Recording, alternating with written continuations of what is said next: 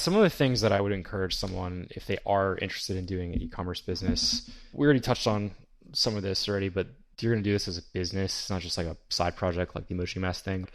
You can test product and everything, but you know if the problem you're going after is something that is going to be around or it's novel. Are you doing something that it's not a novelty?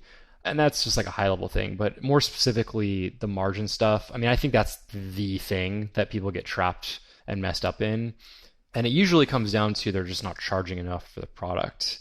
They're like, oh, I've got this idea for an alarm clock of some sort, and it's going to cost me $25, and I'm going to sell it for 50. Please don't up your price or find a better.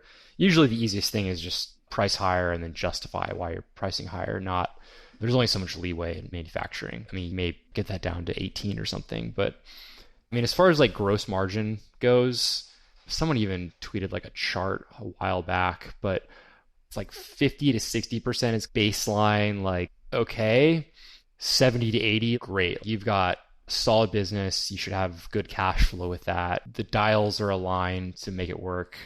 And then if you're at like 90% gross margin, cool, you've got like a cash machine. And I think companies publicly, like a company like Gillette with razors, they're like a 90% gross margin business.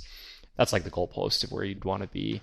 And the reason for that is people, start from like, oh, that's fair, charging double for something. Sure, if it's just like you selling it to me here and now, but as you grow, like you just don't know what you don't know until you get there. Facebook advertising costs, Google costs, however you're acquiring your customers. Maybe you're not doing direct and you're selling into retail, like that's their own calculation.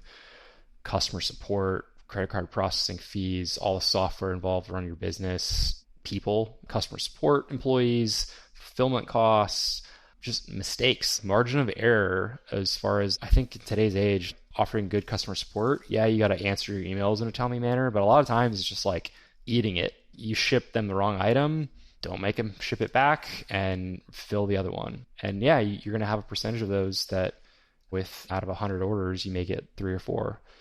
It's all the above costs and then left over to have profit to do it again tomorrow.